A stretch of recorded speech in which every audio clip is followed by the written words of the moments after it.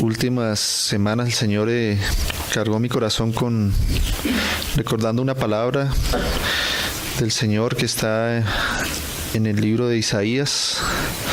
Estuvimos compartiendo con los hermanos también en Suba la semana pasada y siento la carga en el corazón de poder compartirla también ahora aquí con los hermanos. Amén. Vamos a confiar en el Señor que Él nos ayude y que el Señor cumpla su propósito en medio nuestro. En Isaías, el libro del profeta Isaías, en el capítulo 6. Ahí está este pasaje que con seguridad es conocido por los hermanos, pero vamos a recordarlo, amén, y vamos a pedirle al Señor que lo que Él quiera enseñarnos por medio de esta porción de su palabra pueda ser puesta en nuestros corazones. Dice Isaías 6, desde el verso 1, dice: en el año que murió el rey Usías, vi yo al Señor sentado sobre un trono alto y sublime, y sus faldas llenaban el templo.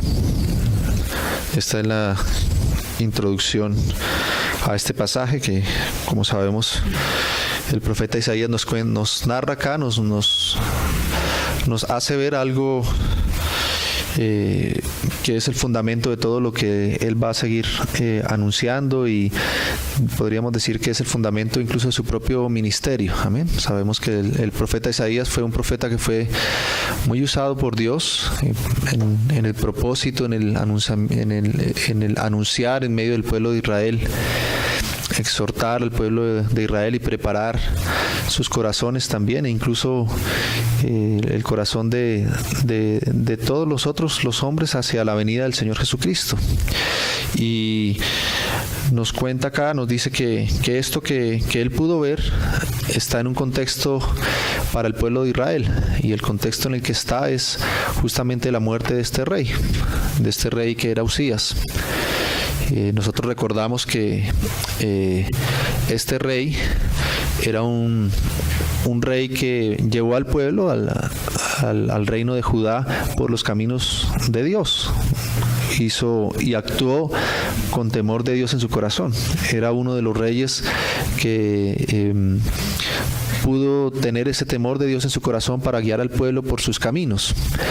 Y fue un rey que fue usado por Dios para reconstruir el reino, para avanzar el reino de Judá, al que el Señor prosperó, al que el Señor respaldó en todo lo que él hizo.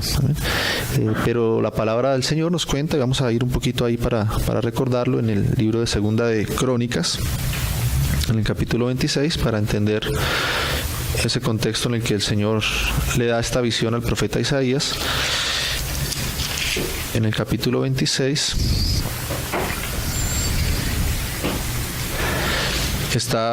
en todo el capítulo nos está narrado lo que el rey Usías hizo desde cuando comenzó a reinar hasta cuando murió, que es el contexto en el que se da la profecía de esa visión de Isaías que estábamos leyendo allá, ¿no?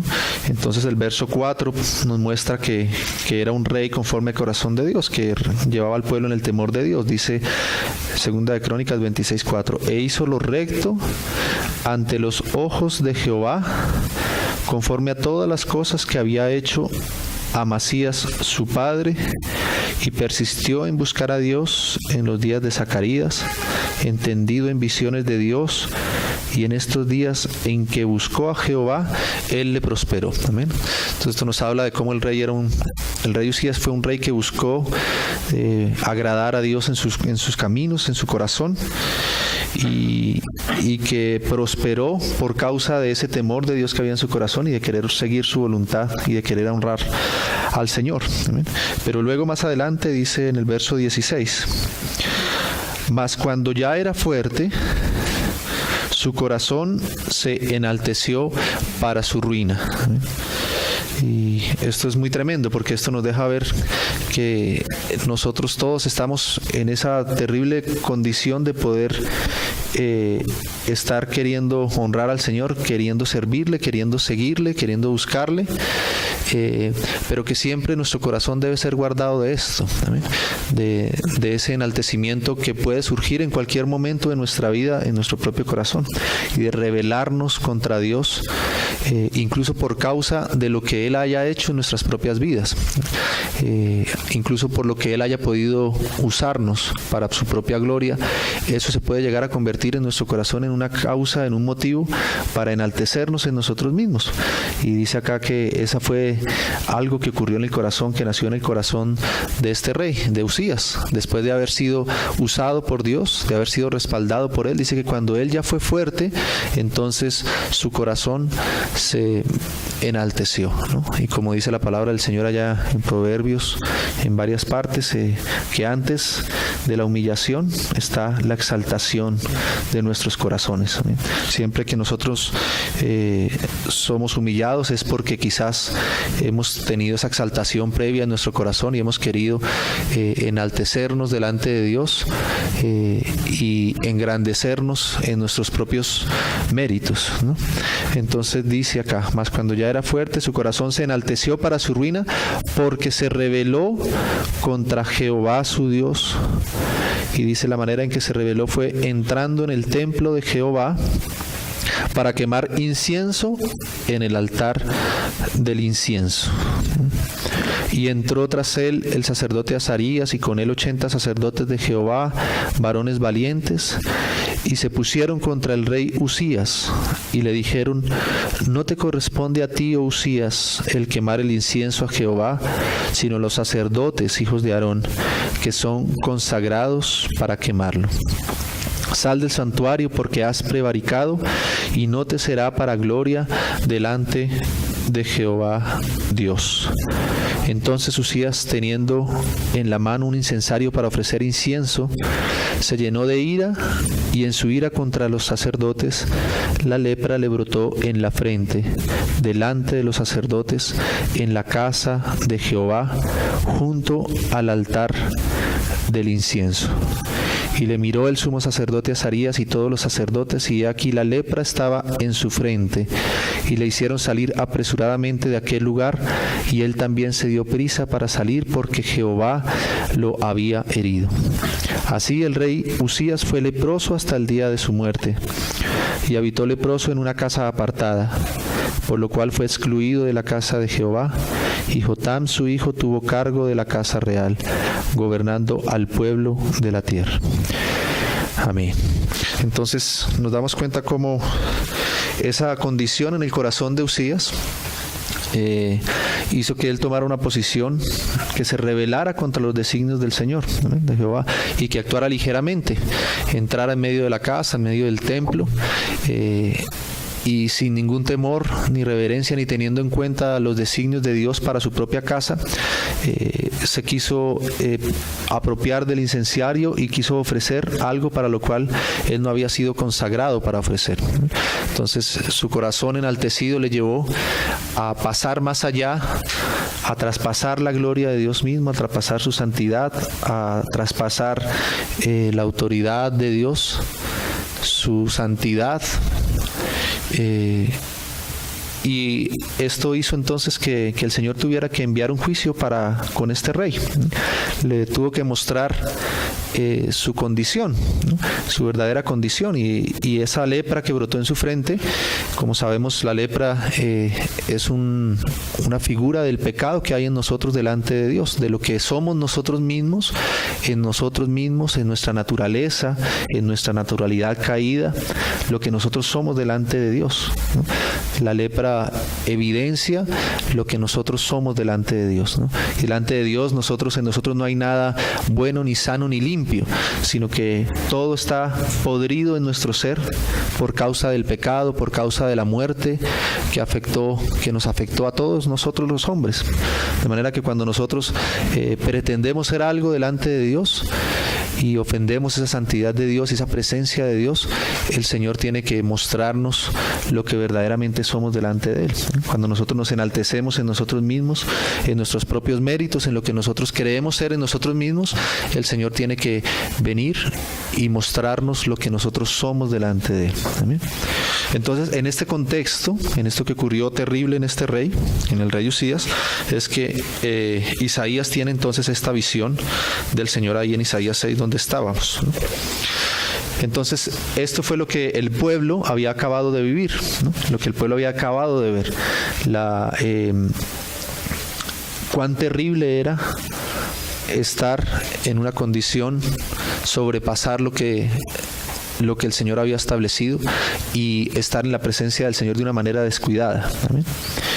Entonces dice que en el año en que murió el rey Usías, vi yo al Señor sentado sobre un trono alto y sublime, y sus faldas llenaban el templo. Amén. Entonces fue necesario que el Señor usara entonces a Isaías en este tiempo, y la manera en que el Señor pudo comenzar a usar a Isaías fue justamente dándole una revelación de su gloria, de su trono, de que Él está sentado en el trono.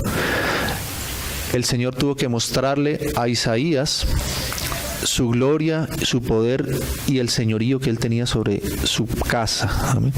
Porque ciertamente su casa había sido antes profanada, su santidad había sido profanada. Y es necesaria la visión del Señor para Isaías porque, como nosotros sabemos bien, hermanos, todo avance legítimo del Señor, tanto en nuestras vidas como hijos de Dios, como en medio de su pueblo, requiere siempre de la revelación del Señor. Lo que es legítimo de Dios en nosotros, lo que el Señor haya podido avanzar en cada una de nuestras vidas y también en nosotros como su pueblo, lo que es legítimo el Señor siempre va a ser una consecuencia de una revelación que nosotros recibamos de Él, de una mayor visión, de una mejor revelación del Señor para con nosotros, para nuestra vida. Algo más del Señor que el Señor nos haya mostrado, que el Señor nos haya permitido contemplar, que el Espíritu Santo de Dios nos haya enseñado acerca de Dios mismo. Eso que nosotros hayamos podido ver es lo que es un verdadero avance del Señor en nuestras vidas. Nosotros podemos haber querido avanzar mucho en diferentes aspectos de nuestra vida, o como iglesia o como pueblo del Señor. Quizás podemos pensar que hemos podido avanzar en determinadas cosas, pero el verdadero avance, eso es real y verdadero. Esos avances solamente son reales y verdaderos cuando provienen de una revelación de quién es el Señor, cuando proviene de algo que el Espíritu nos ha enseñado en nuestro corazón y nos ha revelado. Amén. Fijémonos que siempre el Señor que quiso intervenir en la vida de sus hijos, esos hijos suyos tuvieron una necesidad de una revelación del Señor, amén, de algo especial, una revelación especial del Señor en sus vidas, ¿no? Tenemos el ejemplo del mismo Pablo, ¿no? Pablo dice allá en Gálatas que él mismo se presentaba antes como todo lo que él tenía en su propia carne, amén. Él era hebreo de hebreos, él era fariseo, ¿no? Y presentaba todo lo que él podía hacer en sí mismo, por sí solo, ¿no? Y era un hombre que incluso pensaba en esa religiosidad, en ese legalismo que él tenía, que estaba sirviendo y honrando a Dios con lo que él hacía. Y él perseguía incluso a la iglesia del Señor, pensando que de esa manera agradaba y servía a Dios, ¿no? Y dice ahí en Gálatas, cuenta cómo lo que partió su vida, lo que hizo que él cambiara verdaderamente su caminar y su posición delante de Dios, fue la revelación de su Hijo. Dice que, pero cuando agradó al Padre, revelar a su Hijo en mí, ¿no? Eso fue lo que hizo el cambio completamente en la vida de Pablo.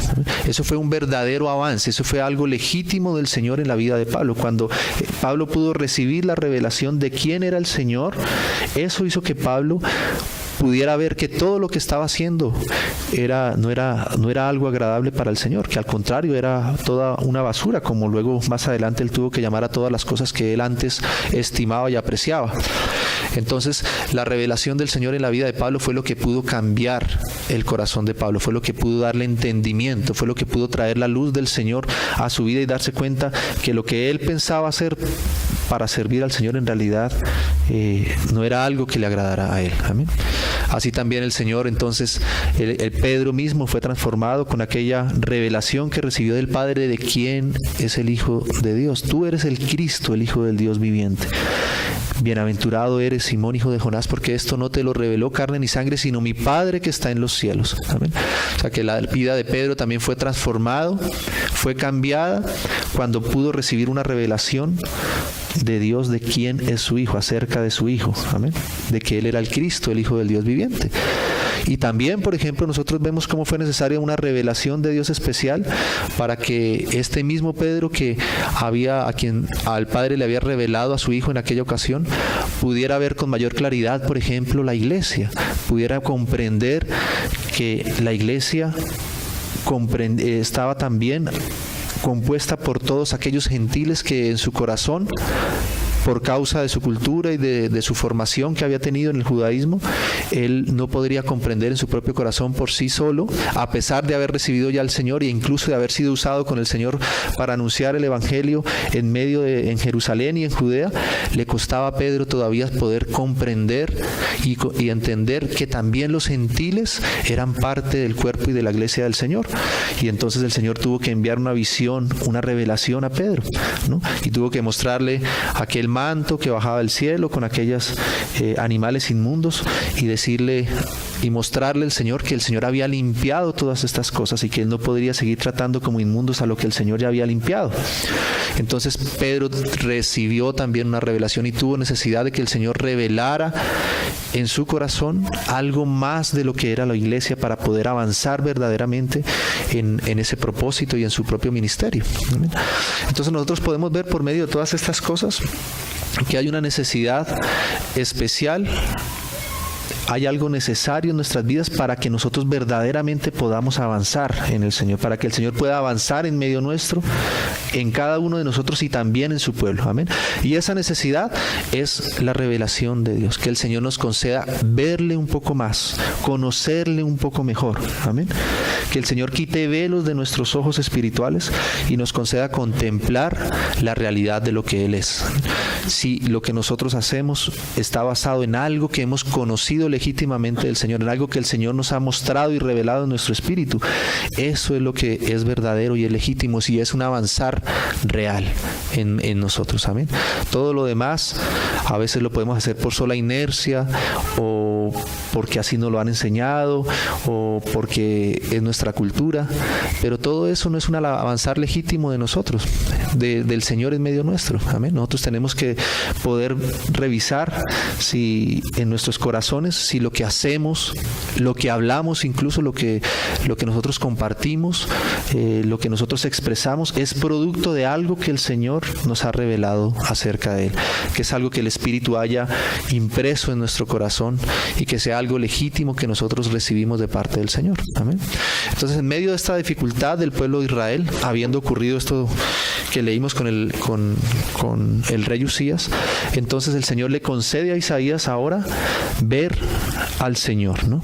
Y lo que Isaías ve del Señor en esta visión, lo que el Señor le concede ver a él es su señorío. Amén. Es que Él es el Señor. Dice, vi yo al Señor, y dice que lo ve sentado sobre un trono alto y sublime, y sus faldas llenaban el templo. Entonces, lo que el Señor le muestra a Isaías en una primera medida es que Él está sentado sobre el trono, de que Él es el Señor, de que Él es el Rey de Reyes, Él es el Señor de Señores, de que no hay autoridad, de que no hay poder fuera de Él, de que a Él le corresponde toda la preeminencia, de que Él es el creador y Él es el sustentador de todas las cosas, que no hay nadie más que sea digno de estar sentado en ese lugar que es el trono de todas las cosas. Y esto es algo que el Señor siempre debe estar revelando y mostrando a nuestros corazones. Una verdadera revelación del Señor, cuando nosotros recibimos una revelación verdadera de Dios, siempre evidenciaremos su señorío, evidenciaremos su majestad, evidenciaremos su grandeza y su majestuosidad, y evidenciaremos que solamente Él es el Señor, reconoceremos su señorío. ¿Amén? No es posible, hermanos, que nosotros estemos en la presencia del Señor y hayamos recibido una revelación de parte de Él sin que en nosotros esté ese sentimiento de grandeza de Él y de bajeza nuestra, sin que en nosotros haya esa percepción de su señorío y de su poder. A veces nosotros podemos creer que hemos tenido una revelación del Señor porque hemos comprendido algún aspecto, por ejemplo, de su palabra, o porque ahora entendemos mejor algo de una manera intelectual, ¿no? Pero el verdadero encuentro con el Señor, a veces ese tipo de cosas, por ejemplo, a veces el poder entender mejor alguna doctrina del Señor, el poder comprender mejor algún aspecto de la obra del Señor, a veces sentimos que nos llena como de orgullo, que nos engrandece nuestro propio corazón, que nos enaltece el poder ya entender mejor algo de la palabra del Señor o alguna doctrina suya. Nos sentimos que el corazón se nos enaltece, amén, porque pensamos que esto es una revelación de Dios para nosotros. Pero hermanos, cuando nosotros recibimos las cosas de parte del Señor y con su revelación, siempre el Señor nos mostrará su poder, y no podrá quedar en nosotros esa sensación de orgullo y de gloria propia, de vanagloria, porque hemos visto al Señor que Él es el que está sentado en el trono, amén, y que en nosotros no hay ninguna gloria en nosotros mismos, no hay nada de que nosotros podamos gloriarnos delante del Señor, sino que toda la gloria y toda la honra le pertenece a Él, amén. No podemos nosotros haber estado en la presencia del Señor y salir con una sensación de orgullo en nosotros mismos, en nuestro corazón, por haber conocido algo más de Él o por haber recibido algo de Él, ¿no? Nosotros tenemos que reconocer su señorío, su grandeza, y que nosotros nada somos delante de Él, amén. Y esto fue lo primero que el Señor tuvo que mostrarle a Isaías, que Él está sobre el trono, que Él es el Señor de todas las cosas, amén. Así como cantábamos ahora, ¿no? La iglesia debe proclamar que Él y solamente Él es el Señor, ¿no? Hoy por hoy nos sorprendemos mucho de que hay muchos hombres que dicen haber estado o que dicen representar al Señor, incluso en medio de su pueblo, amén. Pero no se puede percibir en sus corazones y en su carácter la humildad que debería ser impresa al haber estado delante del Señor Dios Todopoderoso, amén. El orgullo en nuestros corazones solamente evidencia de que no hemos verdaderamente sido enseñados por Él, de que no hemos estado delante de Él, de que no hemos visto verdaderamente delante de quién nosotros estamos, amén. Y entonces quizás aquello que nosotros creemos que es una revelación del Señor, solamente sea algo natural y propio nuestro, amén, y nos haga falta encontrarnos con el Señor, y que el Señor nos dé esa conciencia de quién es Él, de cuán grande es su señorío y su poder, amén. Entonces aquí comienza y continúa el Señor mostrándose de esta manera a Isaías.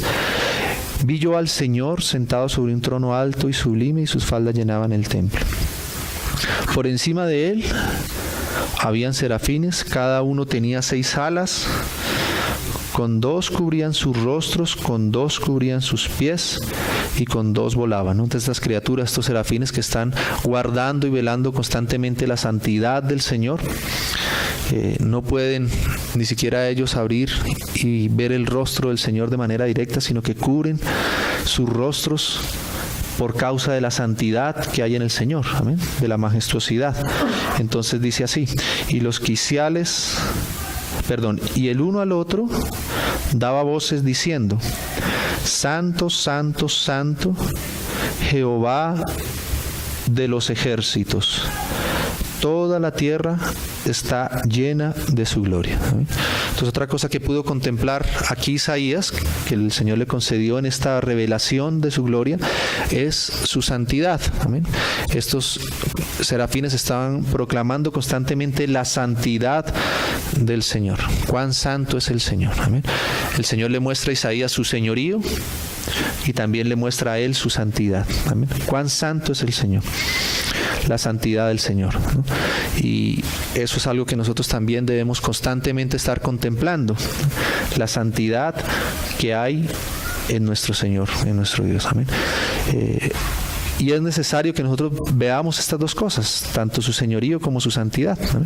Porque el Señor justamente lo que está buscando aquí en Isaías es que Él pueda ser guardado de aquello que ocurrió con el rey Usías, ¿amén? De que su corazón se enaltezca y de que Él sea liviano con el Señor, con las cosas del Señor que son santas, que son santísimas. ¿Amén? Entonces el Señor tiene que mostrarle a Isaías también, además de su señorío, entonces también su santidad. Amén. Y es necesario que nosotros podamos tener también cada vez una más clara percepción de la santidad del Señor, porque esa percepción, esa revelación de la santidad del Señor en nosotros es lo que verdaderamente nos va a ir mostrando a nosotros y limpiándonos a nosotros de todo lo que nosotros mismos somos. Nos va a evidenciar cuán sucios estamos nosotros delante del Señor. Un hermano decía que el verdadero conocimiento del pecado no se da en que nosotros nos examinemos a nosotros mismos, ¿no? Porque nosotros tenemos medidas incorrectas acerca de lo que es verdaderamente el pecado, amén, en nosotros. El hermano decía que el verdadero conocimiento del pecado se da cuando nosotros nos contrastamos con la santidad del Señor.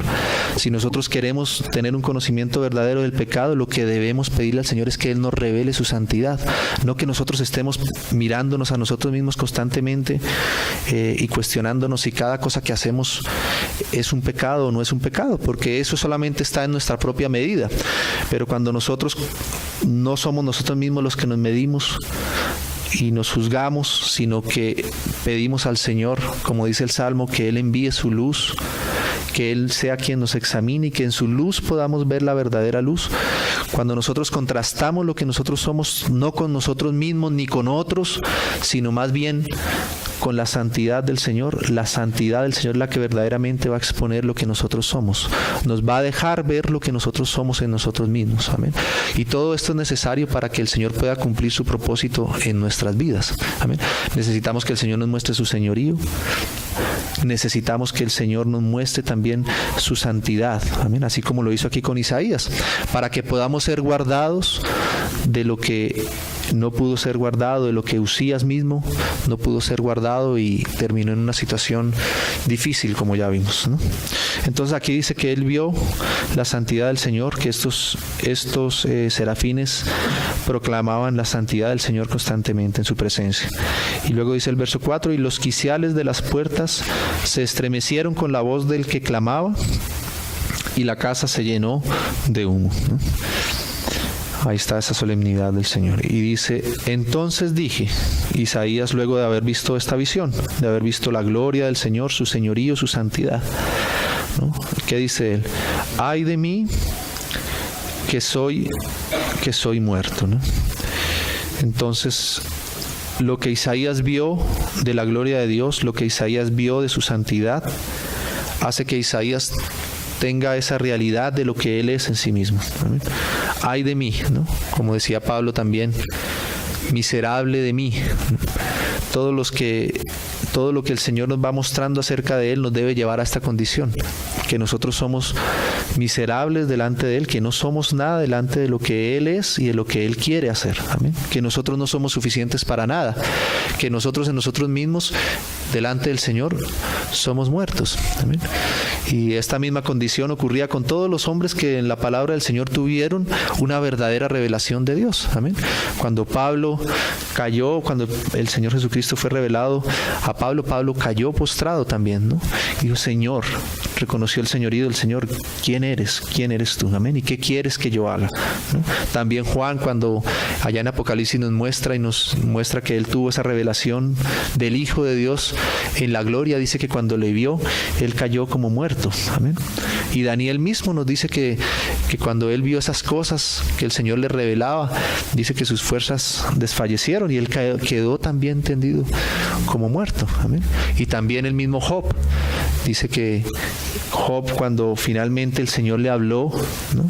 Después de haber pasado por todas circunstancias tan difíciles y de él mismo querer interpretar todo lo que había pasado en su vida, porque estaba en todas esas terribles situaciones, entonces dice que por fin el Señor habló con Job y dice que Job delante del Señor, cuando el Señor finalmente le habló, no tuvo cómo justificarse delante de Dios, sino solamente decir que él hablaba cosas que antes no entendía bien, que él hablaba, o que de oídas había oído acerca del Señor, pero que ahora veía al Señor, que ahora podía ver su rostro, y dice: por tanto me aborrezco a mí mismo, porque eso es lo que produce el poder tener una revelación real del Señor, es arrepentirnos delante de Él, aborrecer lo que nosotros mismos somos, viendo la grandeza, la pureza, la santidad que hay en el Señor, reconocer que nosotros en nosotros mismos no somos nada. Amén.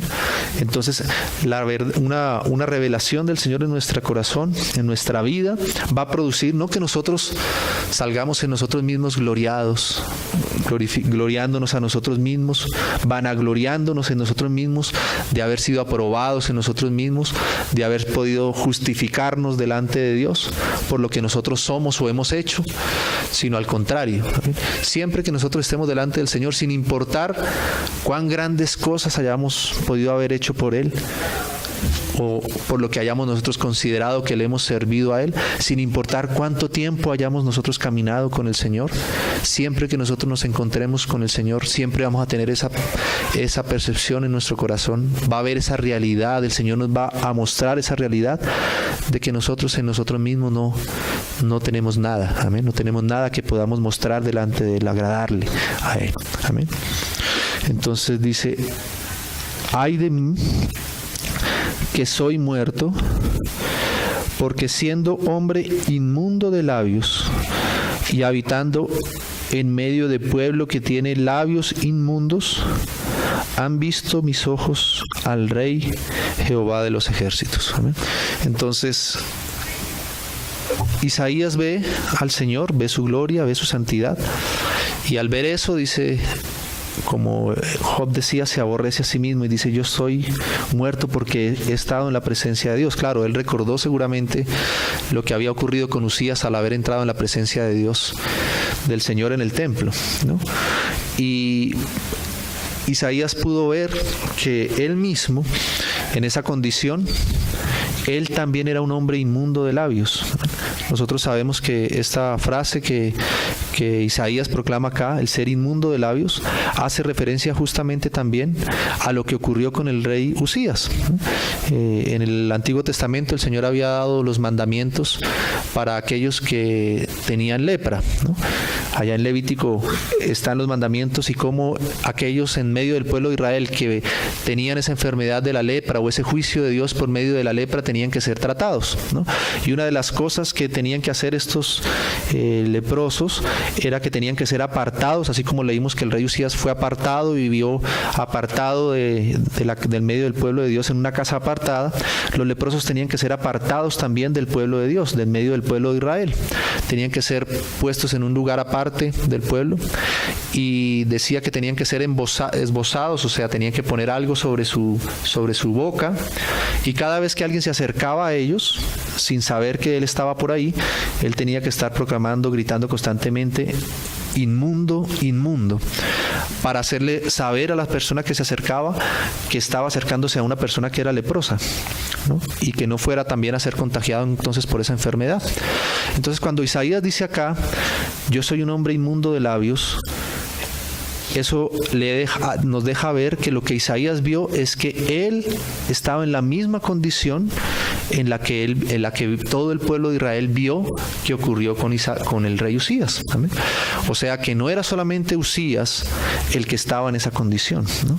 Y el Señor necesitaba que Isaías pudiera ver esto, porque si Isaías no veía esa condición en sí mismo, en él mismo, él podría haber pensado que quizás eso que le pasó a Usías no era algo que le podría ocurrir a él, que ese pecado que cometió Usías era algo que él nunca hubiese podido cometer, ¿no? Que esa condición en la que Usías al final entró, él mismo nunca iba a estar en esa condición. O él pudo haberse creído superior a Usías porque Usías cometió aquel pecado, pero en cambio él no tenía ese pecado en su vida, y entonces no era leproso como si aquel rey malvado que había querido entrar en medio de la casa de Dios profanando su gloria.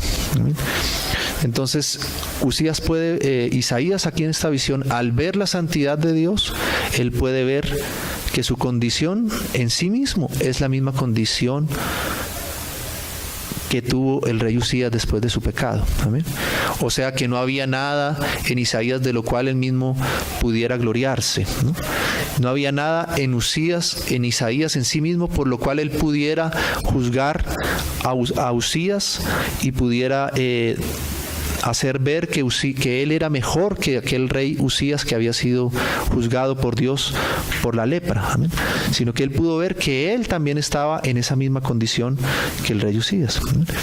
Y esto nos enseña, hermanos, que nosotros debemos, como dice la palabra del Señor, el que piense estar firme, mire que no caiga, porque nosotros no estamos firmes. Si hoy estamos firmes, no estamos firmes por nosotros mismos, ni porque nosotros seamos mejores que aquellos que quizás no están en la misma posición en la cual nosotros nos encontramos hoy, sino que todos nosotros estamos en una misma condición, y es la gracia del Señor la que puede sostenerlo, la que nos sostiene a nosotros, la que nos puede guardar, como dice la palabra del Señor, sin caída delante de Él. Amén.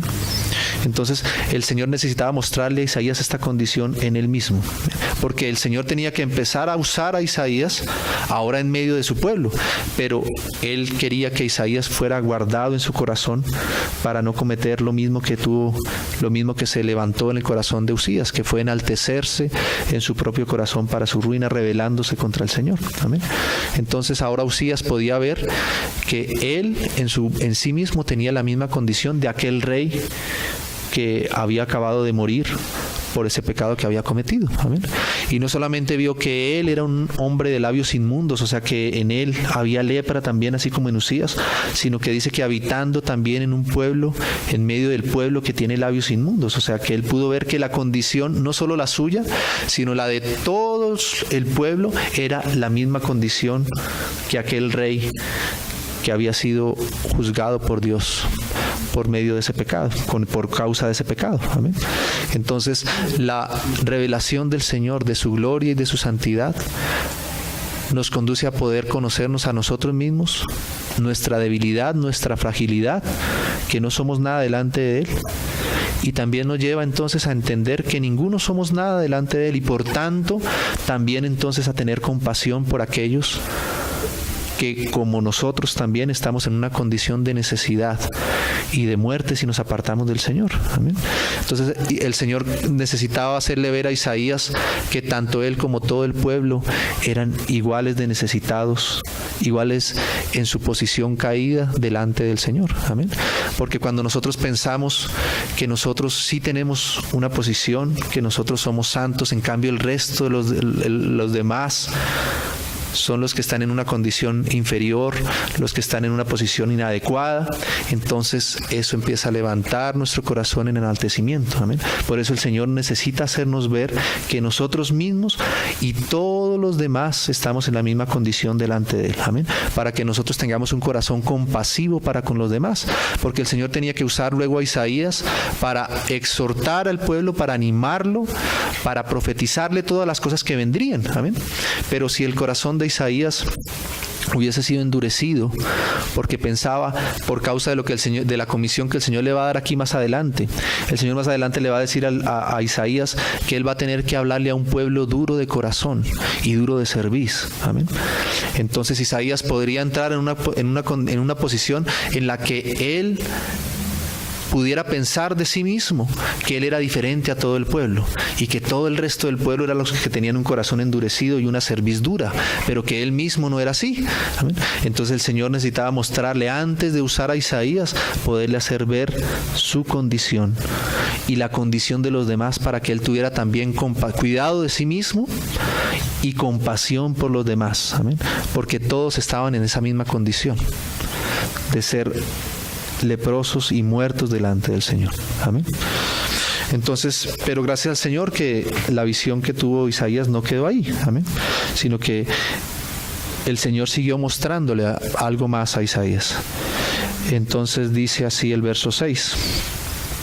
después de este reconocimiento, de esta realidad de lo que Isaías y el pueblo son en sí mismos, entonces dice el verso 6, y voló hacia mí uno de los serafines, teniendo en su mano un carbón encendido, tomado del altar con unas tenazas, y tocando con él sobre mi boca, dijo, he aquí que esto tocó tus labios, y es quitada tu culpa, y es limpio tu pecado.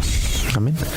Entonces el Señor tenía que también hacerle ver a Isaías no solo su gloria, su señorío, su santidad, y al ver su santidad entonces su propio pecado y el pecado también en medio del pueblo, sino que el Señor también le revela entonces algo, una obra que Él haría a favor de Isaías.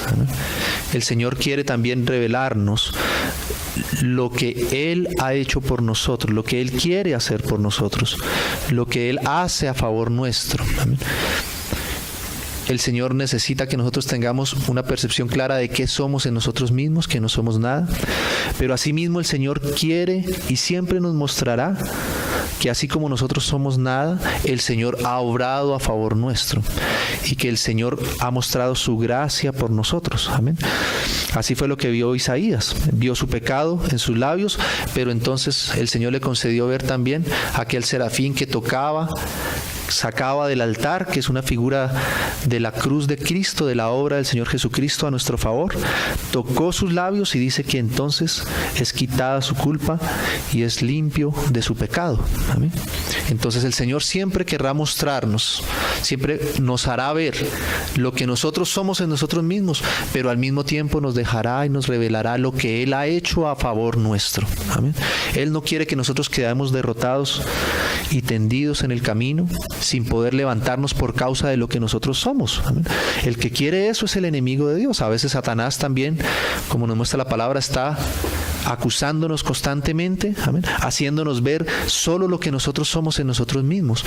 Y si nosotros nos equivocamos, si nosotros nos desviamos, entonces el enemigo viene inmediatamente y quiere acusarnos y hacernos ver que nosotros ya no somos dignos de nada, que no somos dignos de volver nuestro corazón nuevamente al Señor, que debemos apartarnos del medio de la iglesia, que debemos estar apartados por causa de que nos hemos equivocado, por causa de que hemos cedido en alguna tentación o por causa de que hemos pecado en algo. Ese es el enemigo, el que quiere acusarnos y dejarnos derrotados, derribados, apartados del Señor.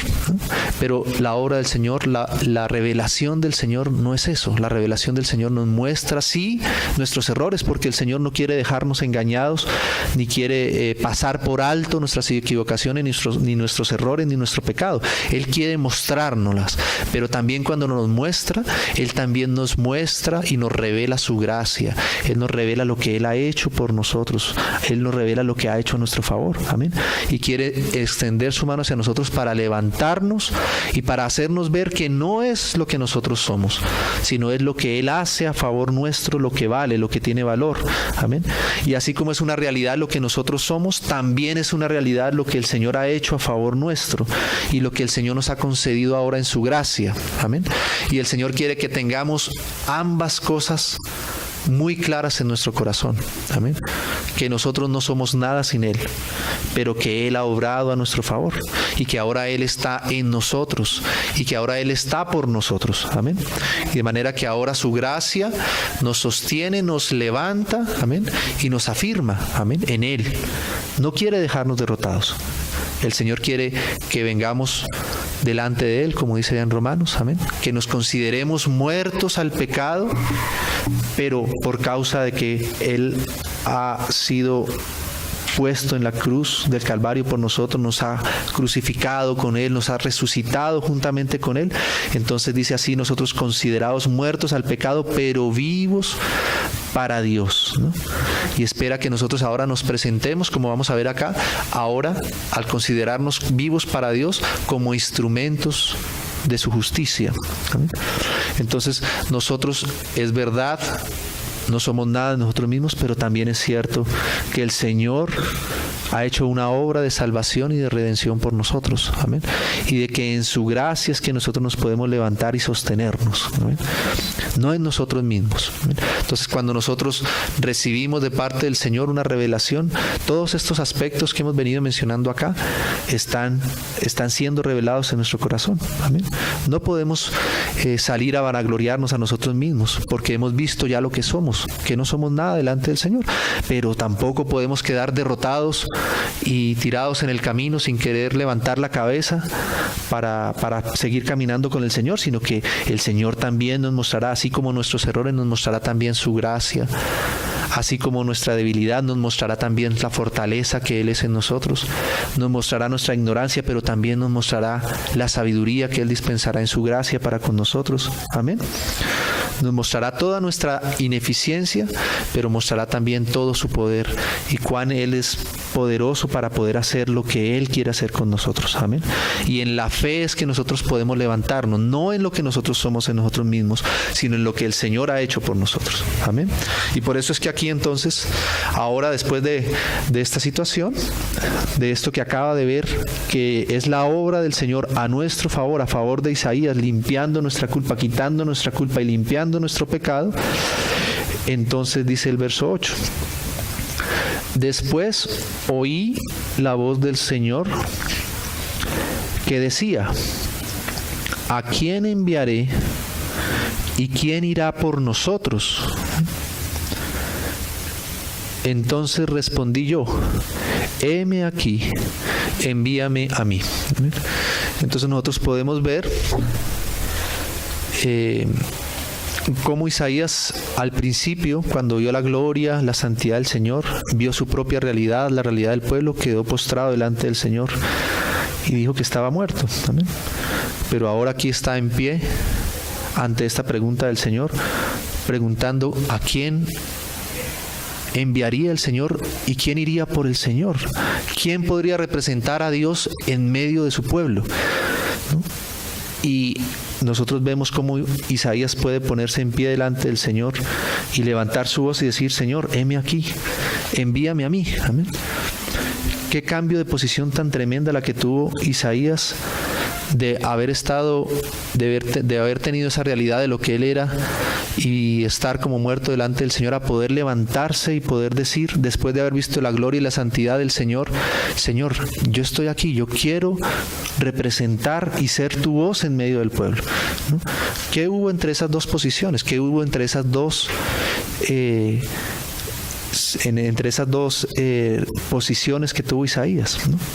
¿Qué hubo entre el estar reconociendo su debilidad y su pecado y el ahora poder levantarse delante del Señor y pedirle y decir que él quería ser usado por Dios? ¿No?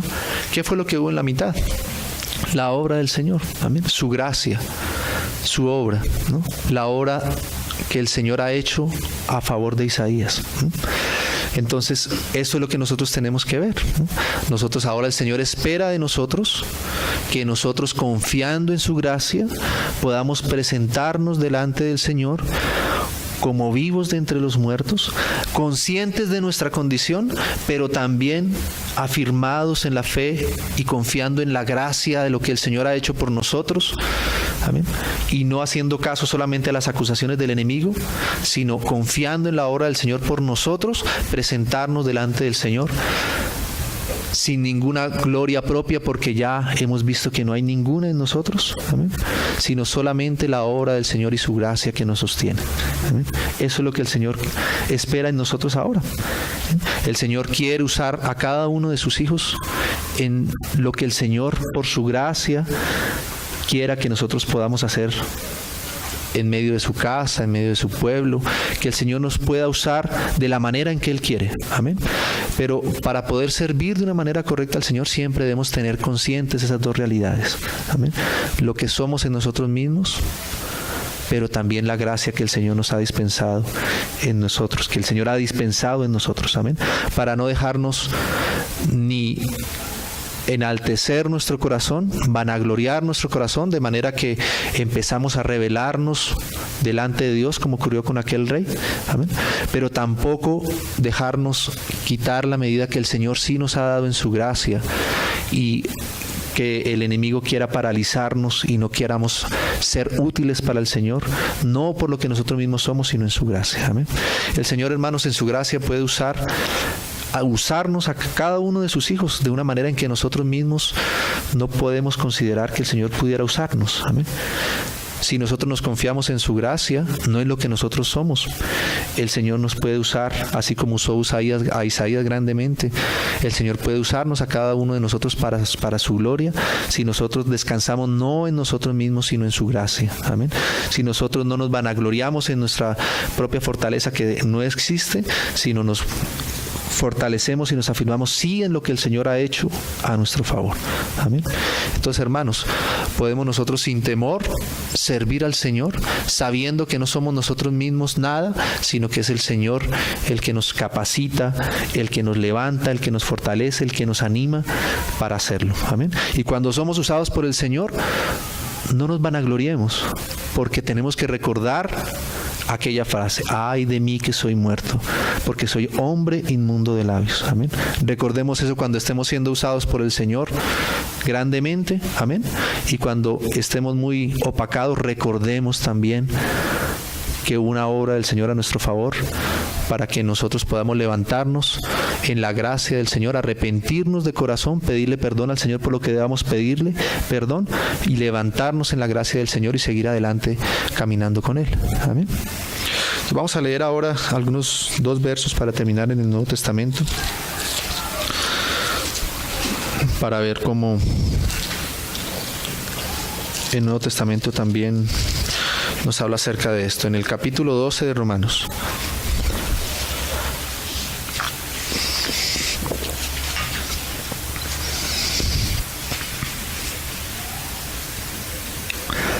Capítulo 12 de Romanos, verso 1. Dice: así que, hermanos, os ruego por las misericordias de Dios. Y esta misericordia de Dios, como sabemos, el libro de Romanos nos presenta el Evangelio de Cristo. Amén. El Evangelio de Dios acerca de su Hijo, y nos presenta todo lo que el Señor Jesucristo logró en esa obra preciosa de salvación que obró a favor nuestro. Amén. Cómo obtuvo el Señor el perdón de nuestros pecados, cómo crucificó juntamente con él nuestro viejo hombre. Amén. Toda la realidad y la obra de salvación que Dios obró por medio de su Hijo Jesucristo. Amén. Y entonces ahora dice: así que, hermanos, os ruego por las misericordias de Dios. Y esas misericordias de Dios son todo lo que Él ha venido presentando en esta epístola, de lo que Él ha hecho a favor nuestro. Amén. El habernos librado, perdonado nuestros pecados, librado del poder del pecado. Amén. Dado de su Espíritu, queriendo que ahora nosotros vivamos por el poder y por la fortaleza del Espíritu Santo que mora en nosotros, que seamos guiados por su Espíritu. Amén. Todas esas son las misericordias del Señor para ahora y para nosotros. O sea, esa es la obra que el Señor ha hecho a nuestro favor. Amén.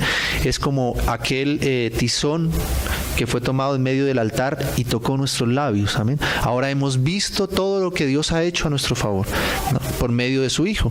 Entonces dice: así que, hermanos, os ruego por las misericordias de Dios, habiendo conocido todo esto, habiéndolo creído y afirmándonos en las misericordias de Dios en su obra, os ruego que presentéis vuestros cuerpos en sacrificio vivo, santo, agradable a Dios, que es vuestro culto racional. Amén.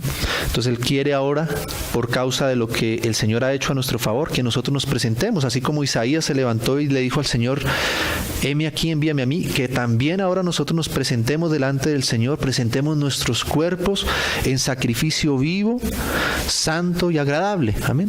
Es todo lo contrario a lo que nosotros somos, porque nosotros somos muertos. Amén. No somos santos, al contrario, somos inmundos y no somos agradables, somos bien desagradables delante del Señor por causa de todo lo que nosotros somos. Amén. Pero ¿por qué podemos presentarnos nosotros como vivos, santos y agradables a Dios? Es por causa de las misericordias de Dios, no porque nosotros seamos eso en nosotros mismos, pero sí porque el Señor ha tenido misericordia de nosotros y ha obrado a nuestro favor. Amén. Ahora, qué bendición que nosotros podamos presentarnos delante del Señor y saber que somos agradables delante de Él en sacrificio vivo. Amén. No por nosotros mismos, sino porque estamos en su Hijo y en su Hijo somos agradables para Él. Porque no nos presentamos en nosotros mismos, sino que nos presentamos habiendo pasado por esa obra de su Hijo amado en nosotros. Amén. Entonces ahora debemos ser conscientes de eso y presentarnos delante del Señor en sacrificio vivo, santo, agradable a Dios, que es nuestro culto racional. O sea, es algo que nosotros, digamos, podríamos decir es algo apenas lógico lo que Él nos está presentando acá. Amén. Si nosotros sabemos lo que somos, pero hemos conocido la gracia del Señor, lo natural es que nosotros en esa gracia, como Isaías, nos levantemos delante del Señor y querramos estar delante de Él en certidumbre de fe. Amén. Llegando hasta el trono de su gracia. Amén. Para encontrar el oportuno socorro siempre para nosotros. Amén. Que siempre podamos estar delante de la presencia del Señor en esta certidumbre y sirviéndole a Él. Entonces dice, en sacrificio vivo, santo, agradable a Dios, que es vuestro culto racional. No os conforméis a este siglo, sino transformaos por medio de la renovación de vuestro entendimiento, para que comprobéis cuál sea la buena voluntad de Dios, que es siempre agradable y perfecta. Amén. La voluntad del Señor en nuestra vida es lo que es perfecto y lo que es agradable. Amén. Digo pues por la gracia que me es dada. Y aquí entonces fíjense cómo habla Pablo, ¿no? Digo pues, ¿no? Él está hablando él, pero él tiene que recordar y decir, lo digo, me atrevo a decir esto que les voy a decir a ustedes, pero no por mí mismo, sino es por la gracia que me es dada. Amén. O sea, el servicio de Pablo en medio de la casa de Dios, él siempre recordaba que era por la gracia que a él le había sido dada, que él le había sido concedida. Amén. No porque Pablo fuera muy inteligente, ni porque Pablo fuera muy sabio en sí mismo, amén, ni porque Pablo fuera muy justo en sí mismo, sino él dice, yo me atrevo a decirles esto, hermanos, es por la gracia que el Señor ha tenido conmigo. Amén. Entonces, como que Pablo va a decir algo y ahí recuerda su condición, ¿no? Como que Isaías fuera a dar una profecía y fuera a levantarse su corazón y de pronto el Señor le recordaba aquella visión que tenía, ¿no? De que él era un hombre inmundo de labios y que era algo que le había limpiado y que por eso él podía hablar. Entonces él decía, voy a decir esto, pero lo digo por causa de que yo he sido limpio de mi pecado y de mi culpa. Amén. No porque yo sea digno de decirlo, sino es por causa de la gracia de Dios que Dios ha tenido para conmigo. Amén. Entonces Pablo recuerda aquí, digo esto y para un poco y dice, por la gracia que me es dada. Amén. Es por causa de lo que el Señor ha hecho por mí, no por mi propia gloria, ni por mi propia capacidad, ni por mi propia inteligencia, ni por mi propia poder, sino es por la gracia del Señor. Amén. Digo esto por la gracia que me es dada. Dice, a cada cual que está entre vosotros, que no tenga más alto concepto de sí que el que debe tener. Amén. Sino que piense de sí con cordura, conforme a la medida de fe que Dios repartió a cada uno. Amén. Entonces lo que Pablo dice acá es que cada uno de los hijos de Dios debe pensar de sí mismo con cordura. Amén. Y esa cordura justamente nos la da esa medida de entender quiénes somos nosotros y cuál es la gracia del Señor para nosotros en nuestra vida. Amén. Para no enaltecernos, amén, y tener un concepto más alto de nosotros mismos del que en realidad somos. Amén. Pero tampoco que nos dejemos aplastar por el enemigo y que creamos que nosotros no podemos hacer nada por el Señor, sino que no tengamos un concepto muy alto de nosotros del que sí debemos tener. Amén. Nosotros somos hijos del Señor, redimidos por su gracia, limpiados por su sangre, amén, sostenidos por Él. Esa es nuestra medida verdadera. Cuando nosotros querramos pensar que somos algo en nosotros mismos, estamos pensando más allá de lo que nosotros somos en nosotros mismos. Amén. Y también cuando pensamos menos, estamos desconociendo y menospreciando la gracia del Señor y la obra que el Señor ha hecho por nosotros. Amén. Entonces no somos cuerdos cuando no tenemos esa medida correcta de lo que somos y de lo que el Señor ha hecho por nosotros. Amén. Y nos mantenemos en esa cordura de que no somos nada en nosotros mismos, pero el Señor en nosotros sí lo es. Amén. Y en su gracia Él nos sostiene. Amén. Entonces aquí este pasaje nos habla de esta manera. Y terminemos en 1 Corintios 15.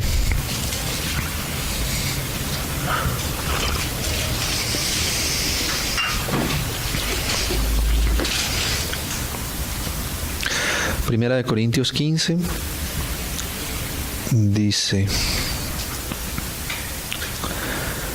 leamos desde el verso 7. Dice, después apareció a Jacobo, hablando de la resurrección del Señor, amén, de cuando el Señor resucitó. Dice que el Señor le había aparecido, en el versículo anterior dice que había aparecido a más de 500 hermanos, de los cuales muchos viven aún y otros ya duermen, y después dice apareció a Jacobo, está hablando acerca de la resurrección del Señor. Y luego dice Pablo, después a todos los apóstoles, y al último de todos, como a un abortivo, me apareció a mí, dice Pablo, acerca del Señor, de esa revelación que él tuvo acerca del Señor resucitado, del Señor glorificado. Y luego dice el 9, porque yo soy el más pequeño de los apóstoles, que no soy digno de ser llamado apóstol, porque yo perseguí a la iglesia de Dios. Amén. Entonces Pablo, el gran apóstol, él se considera a sí mismo como el menor entre todos los apóstoles, ¿no? Y como otros hermanos han compartido la medida que Pablo incluso tenía de sí mismo, conforme fue avanzando su conocimiento del Señor y su revelación, fue cada vez una medida más pequeña, ¿no? Aquí dice que era el menor entre los apóstoles, y dice que en otro pasaje allá dice que él es el más grande de todos los pecadores, ¿no? Entonces la medida de lo que él era en sí mismo, conforme él se fue acercando cada vez más al Señor, no se fue haciendo cada vez más grande lo que él era en sí mismo. Al contrario, fue dando cuenta que entre más el Señor le concedía su revelación y cuando más el Señor le concedía acercarse a él, lo que él era en sí mismo se iba viendo cada vez más pequeño, cada vez era más insignificante lo que él era en sí mismo. ¿Amén? O sea, que cuanto más nos acercamos al Señor, la medida que nosotros tenemos de nosotros mismos es más pequeñita. ¿Amén? Somos menos cada vez que nos acercamos más al Señor en nosotros mismos. ¿Amén? Entonces, como dice Pablo acá, yo soy el más pequeño de los apóstoles, que no soy digno de ser llamado apóstol, porque perseguía a la iglesia. Amén. Y ahí se hubiera podido haber quedado Pablo, ¿no? Y haber dicho, sí, usted no es digno de ser apóstol, usted debería estar más bien callarse y no hacer nada. Amén. Hacerlo a un lado, porque usted persiguió a la iglesia en un tiempo, entonces no debería seguir sirviendo usted al Señor, ¿no? Pero no dice así, ¿no? Entonces dice, esto es como él reconociendo, como ese Isaías reconociendo que estaba con labios inmundos. Amén. Pero entonces el verso siguiente dice, pero por la gracia de Dios soy lo que soy. Amén. Y eso era lo que sostenía Pablo, eso era lo que a él sustentaba su ministerio, lo que a él lo animaba y le hacía seguir sirviendo al Señor en medio y sirviendo a sus hijos, amén, a sus hermanos. Por la gracia de Dios soy lo que soy. Y su gracia no ha sido en vano para conmigo.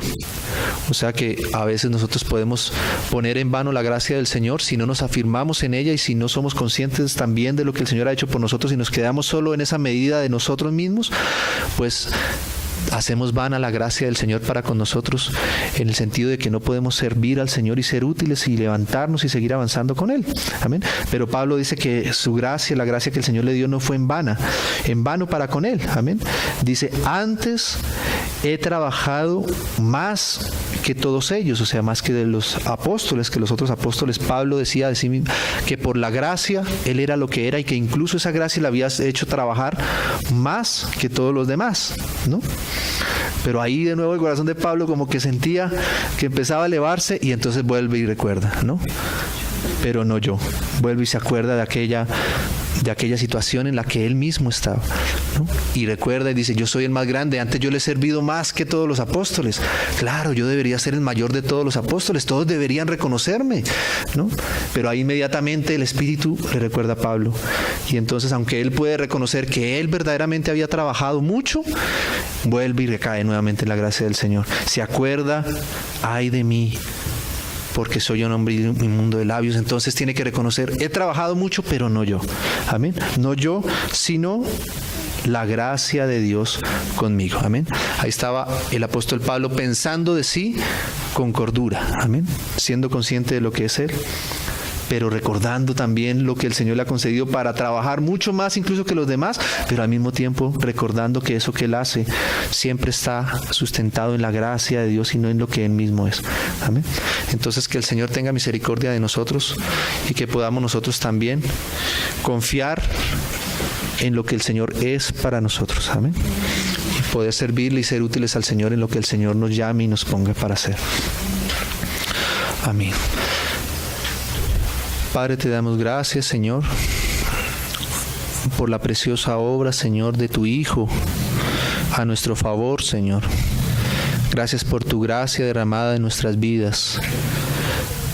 Y te pedimos, Señor, que tú puedas revelárnosla cada vez más profundamente en nuestros corazones, Señor.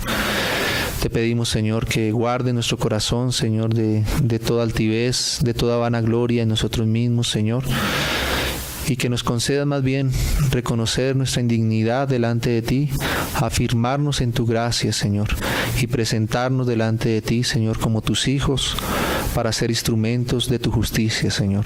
Que tú puedas usarnos, Señor, en tu medida, en lo que tú quieras usarnos, Señor. Que estemos dispuestos para ti, pensando de nosotros, Señor, con cordura, como leíamos, Señor, para ser siempre útiles a ti, Señor, y no inútiles en nuestra vanagloria, Señor. En el nombre de Jesús te damos gracias. Te bendecimos, Señor. Amén, Señor. Amén. Amén.